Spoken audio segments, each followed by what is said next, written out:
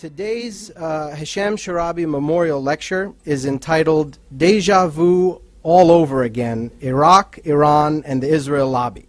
And I wonder if the folks up in Cambridge know that you're quoting Yogi Berra.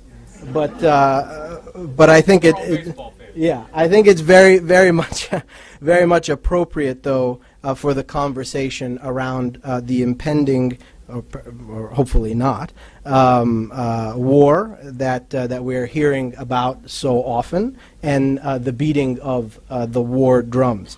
And so we're very happy to have with us today Dr. Stephen Walt, who writes extensively on these issues on his blog at Foreign Policy, and of course is a very accomplished scholar of international relations within the framework of realist international theory, and a professor, the Renee Belfer Professor of International Affairs at Harvard University, and the co-author, most recently along with John Mearsheimer, of the Israel Lobby, a book which contributed much to the discussion in recent years about the role pro-Israel interest groups play in American foreign policy. For those viewing online, we invite you to participate in our discussion through the chat roll on our live stream page where you're watching, through Facebook, and also through Twitter by sending messages to @Palestine Center.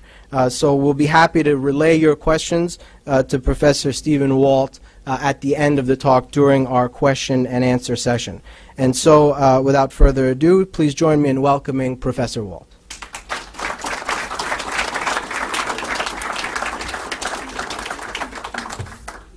It is a pleasure to be here today and an honor to be asked to deliver the annual Hisham Sharabi Lecture. Previous speakers in this series have set a rather high standard for me, and I'll do my best to live up to the example they've set. I want to start, however, by thanking Yusuf for the invitation, the staff and supporters of the Palestine Center for making this event possible, and of course I especially want to thank all of you for coming. Over the past few months, we've seen an intense debate over the possibility of war with Iran. The United States and Iran have been at odds for many years. The United States has long been concerned about its nuclear research program. There have been several moments in the past where the danger of war seemed real. Remember, the Bush administration once hoped that winning a quick and decisive victory in Iraq would allow it to turn on Iran and force regime change there as well. Now, Iraq didn't work out quite the way Bush and company expected. But that debacle hasn't stopped a number of people and groups from suggesting that Israel or the United States should launch a preventive war to retard Iran's nuclear program. Israeli Prime Minister Benjamin Netanyahu has repeatedly described a nuclear-armed Iran as an existential threat and warned of a second Holocaust. Some of Israel's most vocal defenders in the United States have echoed these views. Sympathetic journalists have published articles suggesting Israel was likely to attack if Iran did not stop its nuclear activities. Most Republican presidential hopefuls described Iran as a looming danger, rejected policies designed to contain it, and said they would use force if elected. Now, needless to say, this all sounds eerily familiar. In the 1990s, American neoconservatives portrayed Saddam Hussein's Iraq as a major threat to U.S. interests and began a prolonged campaign to persuade Americans to use force to overthrow him. Their efforts did not bear fruit immediately, but President Bush and Vice President Cheney embraced their ideas after 9/11 and led the country into a war that cost more than $1 trillion, the lives of more than 4,500 Americans and more than 100,000 Iraqis, and weakened America's strategic position in the Gulf. Yet just a few years later, we are again debating whether to launch another preventive war in the same region and for much the same reasons. So today I want to compare the earlier campaign for war with Iraq with the current campaign for military action against Iran. I'm going to make three main points. First, I'm going to argue there are important similarities between these two situations. Specifically, in both cases, the main driving force behind the campaign for war are hardline individuals and groups in the Israel Lobby. By Israel Lobby, I mean groups or individuals in the United States who work actively and openly to promote a special relationship between the two countries, one where the United States gives Israel generous economic, military, and diplomatic support, and more or less unconditionally. These groups are not the only reason why the United States went to war against Iraq. They didn't cause the war by themselves. But absent their activities, the United States would not have invaded Iraq in 2003, and we would not be debating war with Iran today. I will then talk about the important differences between 2003 and 2012. The pro-Israel community in the United States is not united on the issue of war with Iran. Israel's own national security community is even more divided over the idea of preventive war. And most importantly, the Obama administration is much less inclined to war than the Bush administration was. Third, these differences are a very good thing, because a military attack on Iran would be a major strategic blunder. And this point underscores a broader lesson. The most influential groups in the Israel lobby consistently promote policies that are harmful to nearly everyone, including Israel itself. Finally, this counterproductive approach to Iran distracts us from a variety of other problems, most notably the continued dispossession of the Palestinians and denial of their political rights. That issue is not my main concern today, but is one we should not forget. Let me start by talking a little bit about the war with Iraq. When John Mearsheimer and I first published our work on the Israel lobby back in 2006, perhaps no claim was more controversial than our argument that the lobby had played a key role in the decision to invade Iraq.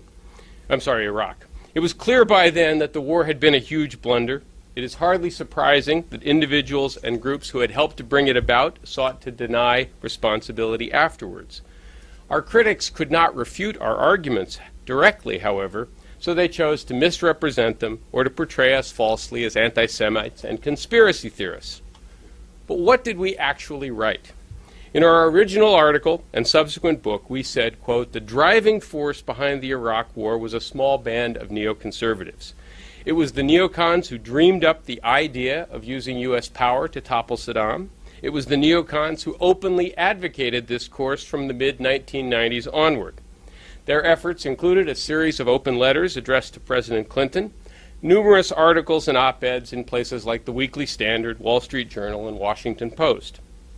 It's important to emphasize that this idea did not come from the American military, the State Department, the intelligence community, or the oil industry. As Tom Friedman of the New York Times told an interviewer in 2005, Iraq was the war the neoconservatives wanted, the war the neoconservatives marketed.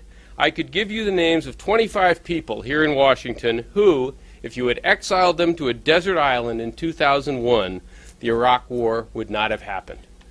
He was right. Now, as you know, neoconservatives are an especially hawkish faction within the broader Israel lobby. As one prominent neoconservative, Max Boot, wrote in Foreign Policy, steadfast support for Israel, quote, "is a key tenet of neoconservatism." And virtually all the most prominent neoconservatives, like Boot himself, William Kristol, James Woolsey, Robert Kagan, Elliot Cohen, Paul Wolfowitz, Elliot Abrams, etc., are ardent defenders of the special relationship. Many neoconservatives held important positions in the Bush administration where they played key roles in pushing for war against Iraq. For example, at the first meeting at Camp David after 9/11, Paul Wolfowitz argued for invading Iraq before Afghanistan, even though bin Laden was in Afghanistan and there was no evidence linking Saddam Hussein to al-Qaeda.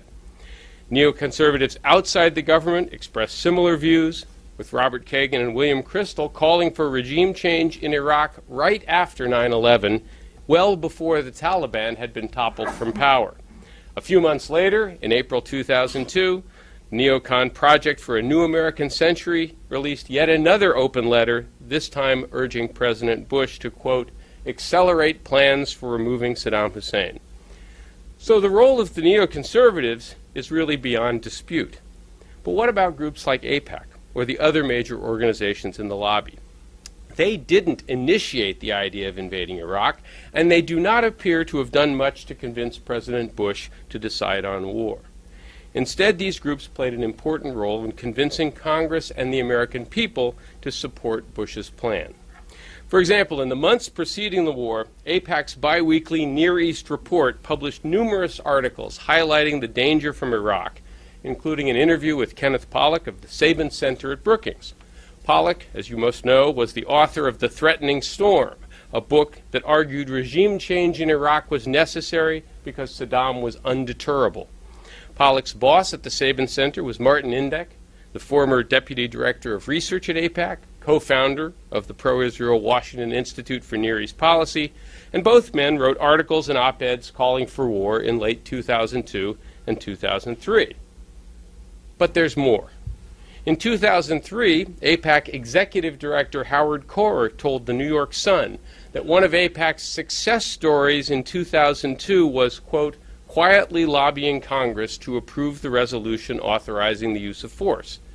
This wasn't just idle bragging. John Judas of the New Republic later recounted that Senate staffers had told him personally about AIPAC's pre-war lobbying, and AIPAC spokesperson Rebecca Needler told the Jewish Telegraph Agency, quote, if the president asks Congress to support action in Iraq, AIPAC will lobby members of Congress to support him. And they did. I might add that Nathan Gutman of the Jewish newspaper The Forward and Jeffrey Goldberg, then of The New Yorker, also wrote articles saying AIPAC had lobbied in favor of war. In addition to AIPAC, the Jewish Council on Public Affairs and Conference of Presidents of major American Jewish organizations passed resolutions endorsing the use of force. The chairman of the President's Conference, publisher Mortimer Zuckerman, was especially outspoken about the need to topple Saddam. Not to be outdone, David Harris of the American Jewish Committee pointedly asked, do we have to wait until a target is hit and the world says, ah yes, he did have weapons of mass destruction? Or as The Forward recalled in a 2004 editorial, as President Bush attempted to sell the war in Iraq, America's most important Jewish organizations rallied as one to his defense. In statement after statement, community leaders stressed the need to rid the world of Saddam Hussein and his weapons of mass destruction. Finally, prominent Christian Zionists also backed the war, with Reverend John Hagee, founder of Christians United for Israel, telling his followers, if Saddam Hussein is allowed to dictate the terms of this war, the front lines will explode in American cities with a death toll too staggering to comprehend. Saddam must go. In short, the role of the neoconservatives and the other key organizations in the lobby cannot really be denied. Now, it's important to be clear about what I'm not saying, because so many critics get our story wrong. First, we did not claim the neocons or other groups were all powerful or that they started the war by themselves. Their initial effort to convince Clinton to go to war failed, and they were unable to persuade either Bush or Cheney to favor war until after 9/11. If 9/11 had never happened, the United States would probably never have invaded Iraq. The lobby's activities were a necessary condition for war, but not a sufficient condition by themselves.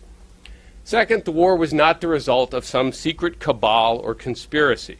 On the contrary, the neoconservatives made their case openly and went to great lengths to publicize their views, as did leaders of major pro-Israel organizations. And of course, they were happy to take credit for it afterwards, that is, until the war started to go south. And as we emphasized repeatedly, there was nothing illegitimate about their lobbying for war, even if it was in fact a very bad idea. Third, the war party did not push this policy because they thought it would be good for Israel and bad for the United States. Rather, they thought it would be good for both countries. They were tragically mistaken, of course, but not disloyal.